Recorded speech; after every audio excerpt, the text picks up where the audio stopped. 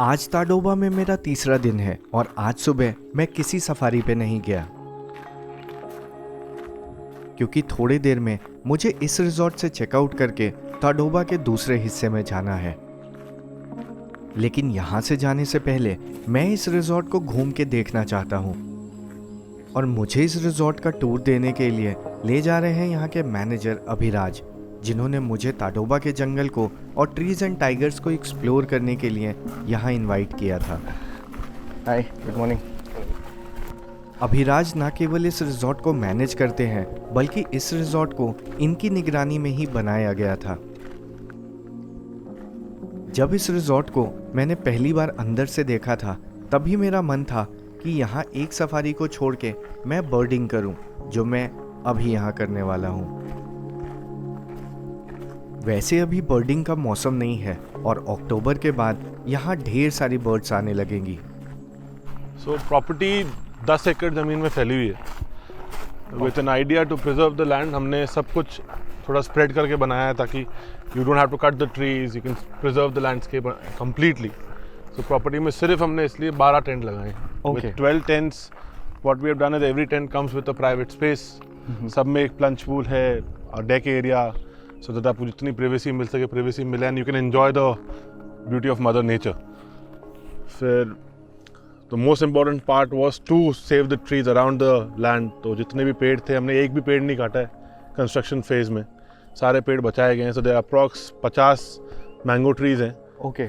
Along with sagwan, neem and all the native trees to the Tadoba national park. Okay. Construction पे जितना भी waste निकला उसको भी हमने रिसाइकिल करा है। एज सिंपल एज कि हमारे जो पाथवे लाइट्स हैं उसमें भी जो लकड़ी यूज़ करेगी, जो वेस्ट निकला उसको रिसाइकिल करके, मेटल को रिसाइकिल करके पाथवे लाइट्स बनाई हैं। जो रूम्स में हमारे टेबल लैम्प्स, फ्लोर लैम्प्स हैं, वो भी सारा वेस्ट जो बल्ली वगैरह निकली उससे हमने रिसाइकिल करके वो लैम्प्स बनाए, so that everything could be reused. जितना कम वेस्टेज निकले उतना बेटर है, बिकॉज आज हम प्रॉपर्टी बनाते हैं but we also need to understand that we should not harm mother nature too much. तो उसके कॉन्सिक्वेंसेस हम वन वे और द अदर हम फेस करते ही करते हैं। So the idea was that and that's how why we came with tents कि सिविल स्ट्रक्चर जितना कम हो उतना बेटर है, तो इसलिए टेंट्स भी फोर्ट में आए सारा।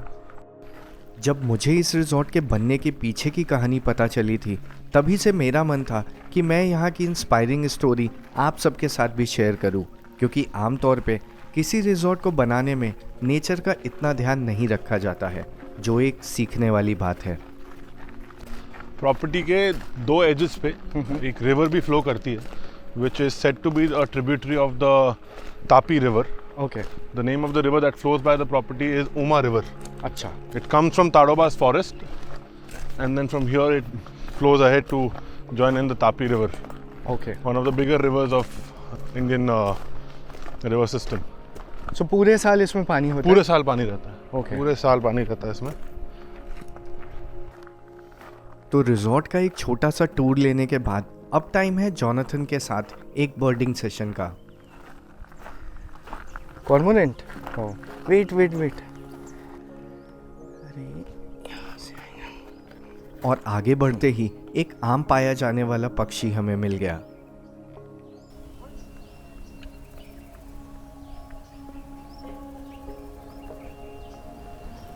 ये जो बर्ड है सामने, ये कॉर्मोरेंट है एंड हमने बहुत बार देखा होगा कि वो बर्ड हमेशा अपना, जैसे अभी हम देख रहे हैं कि वो विंग स्पैन ओपन करके बैठा हुआ है।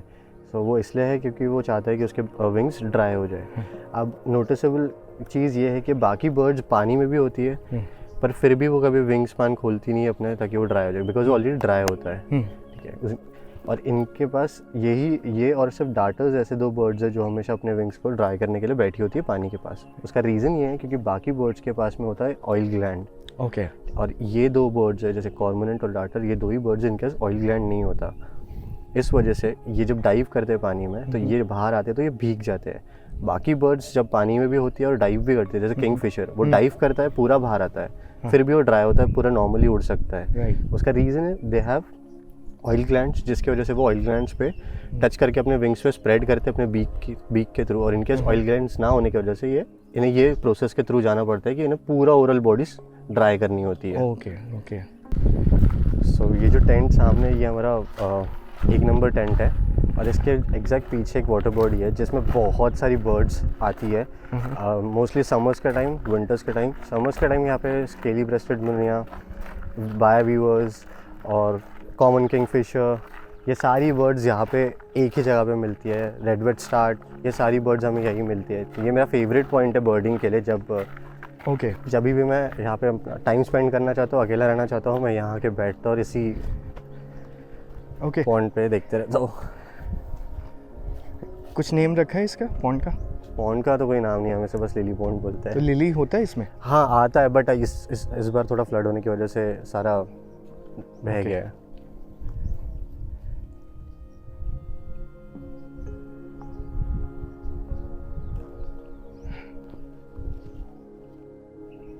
अभी हम लोग उस तरफ चलते हैं जहाँ पे सारे आम के पेड़ हैं। वहाँ पे बहुत सारे नेस्टिंग हुई थी पैराडाइज फ्लाई कैचेस के थ्रू। कुछ नेस्ट है जो अबैंडन्ड है, अभी वो छोड़ चुके हैं। और यहाँ पे इन्हीं पेड़ों पे हमें मिलते हैं आउल्स, वाटर आउल्स। तो यहाँ पे हमारे पास 4 आउल्स जो है वो रेसिडेंट है, जिसमें से 2 अडल्ट और 2 चिक्स है। और प्रॉपर्टी के बाहर हमारे पास और 4 आउल्स है जो रेसिडेंट है, वो है रॉकी ईगल आउल, वो भी बाहर मिलते हैं। बट मोस्ट अभी खेती होने की वजह से थोड़ा डिस्टर्बेंस हुआ, आवाज़ और ट्रैक्टर्स चलने की वजह से। तो उन्होंने अपना रोस्टिंग पॉइंट चेंज किया है। बट हम देख सकते हैं, अगर हम ध्यान से देखेंगे तो मिल जाएंगे हमें फिर से इन्हीं पेड़ों पे कहीं। Jonathan trees and tigers resort में एक नेचुरलिस्ट हैं जिनके साथ मैंने यहाँ सफारी किया था। और जॉनथन के अलावा स्वानंद भी यहाँ एक सीनियर नेचुरलिस्ट हैं जो मेरी पिछली 2 सफारी में मेरे साथ थे, लेकिन आज किसी काम से उन्हें जाना पड़ा। Wait butterfly. ये जो बटरफ्लाई है यहाँ पे ऐसे ब्लू टाइगर बोलते हैं। उसके ऊपर जो ब्लैक स्ट्राइप्स है, इस वजह से उसे इसे टाइगर से कंपेयर किया जाता है। अच्छा।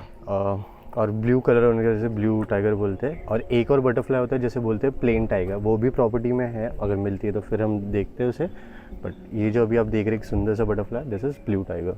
कितने टाइप के बटरफ्लाई हैं प्रॉपर्टी में? कुछ कभी काउंट किया है, ये आइडिया? ऑनेस्टली कभी बटरफ्लाई काउंट नहीं किया है कितनी है बटरफ्लाईज, बट मोस्टली 10 से ज़्यादा है इजीली। इस रिजॉर्ट में 12 अलग अलग टेंट्स हैं और ये है यहाँ का common lounge and dining area.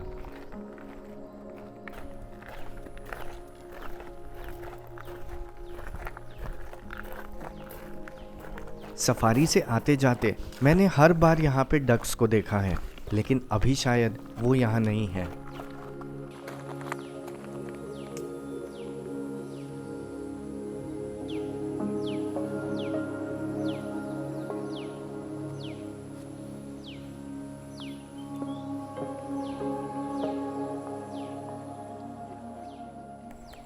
महीनों तक सफारी करने के बाद आज मुझे सफारी से ही एक अच्छा ब्रेक मिला था, लेकिन आज यहाँ अधिक बर्ड्स नहीं है।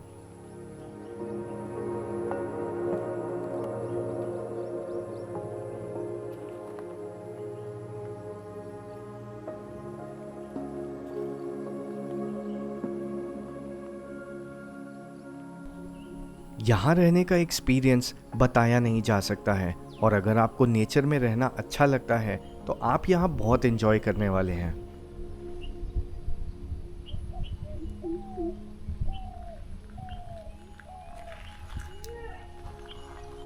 थोड़ा इधर उधर घूमने के बाद हमें यहाँ ऊपर पेड़ पे एक बड़ा सा पक्षी मिल गया।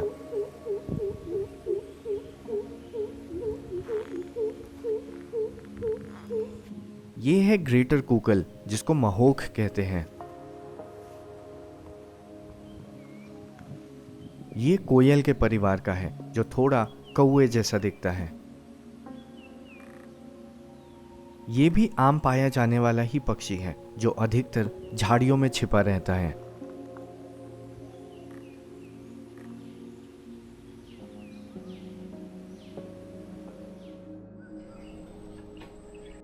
तो एक छोटे से बर्डिंग सेशन के बाद अब टाइम है हमारे यहाँ से जाने का।